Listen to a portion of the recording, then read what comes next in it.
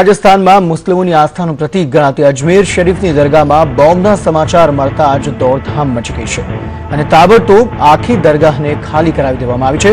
અજમેર પોલીસનો કાફલો અને બોમ્બ સ્ક્વોડની ટીમ ઘટના સ્થળે પહોંચી છે અને સર્ચ ઓપરેશન હાથ ધર્યું છે। સુરક્ષાને ધ્યાને રાખીને સંપૂર્ણ દરગાહને ખાલી કરી દેવામાં આવી છે।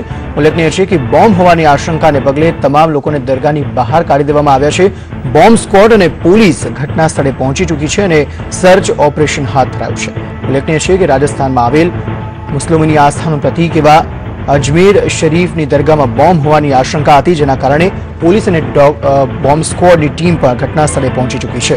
વધુ માહિતી આપી રહ્યા છે સંવાદદાતા હારૂન નાગોરી। હારૂન, જણાવો હાલ શું પરિસ્થિતિ છે? જે પ્રમાણે જાણકારી મળી રહી છે કે સર્ચ ઓપરેશન હાથ ધરાયું છે, બોમ્બ સ્ક્વોડની ટીમ પણ પહોંચી ચૂકી છે અને પોલીસ પણ પહોંચી ચૂકી છે, ત્યારે જી અજમેર શરીફની દરગાહ ઉપર આજે 6થી જે સંખ્યામાં અહીંયા યાત્રિકો આવ્યા હતા, તેવા સમયમાં અહીંયા બોમ્બ હોવાની એક નાનામો ફોન આવ્યો હતો, જેને લઈ પોલીસ અને અજમેર પોલીસની કાફલો ઘટના સ્થળે પહોંચ્યો છે અને સમગ્ર દરગાહને ત્યાં કોર્ડન કરી લીધી છે અને તપાસ હાથ ધરાઈ છે।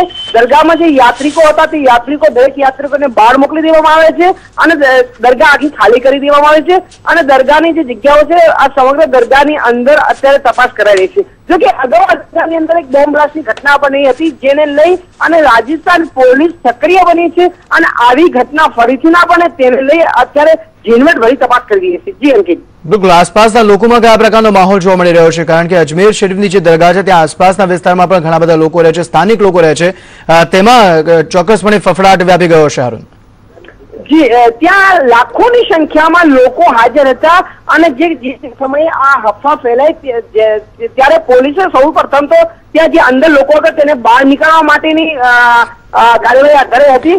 જોકે આ સમયમાં કોઈ ભગદડ ના થશે એનો પણ ખ્યાલ રાખવામાં આવ્યો હતો અને લોકોમાં હાલ ભય છે, લોકો જતા પણ ડરી રહ્યા છે। જોકે ત્યાં ડોગ સ્ક્વોડ સેવા અન્ય ટીમોની પણ મદદ કરાઈ છે અને તપાસ ચાલી રહી છે। જોકે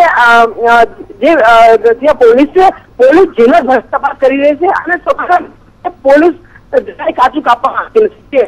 હારૂન, કયા પ્રકારે આખી ઘટના પ્રકાશમાં આવી, ફરી એકવાર જણાવશો કે આખરે કઈ રીતે ફોન કોને આવ્યો અને ફોનમાં શું જાણકારી આપવામાં આવી અને કઈ રીતે દરગાહને આખી ખાલી કરવામાં આવી? જી, આ નાનામાં ફોન આવ્યો હતો લગભગ 8:30 ના આસપાસ આ નાનામાં ફોન આવ્યો હતો। જો કે દરગાહની વાત કરીએ 9 વાગ્યાની આસપાસ દરગાહ ઉપર નો જે પ્રોગ્રામ છે એ થાય છે અને છઠ્ઠીના પ્રોગ્રામમાં હજારોની સંખ્યામાં તે દુઆ માટે લોકો એકઠા થાય છે। દેશ અને વિદેશથી લોકો ત્યાં આવે છે છઠ્ઠી માટે, ખાસ ભરવા માટે। ત્યારે છઠ્ઠી ચાલુ થવાને માત્ર 20 મિનિટની વાર હતી અને આવો ફોનની ઘટના બની, જેને લઈ અને જે કરી દેવામાં આવે છે અને અંદર તપાસ કરી હજુ સુધી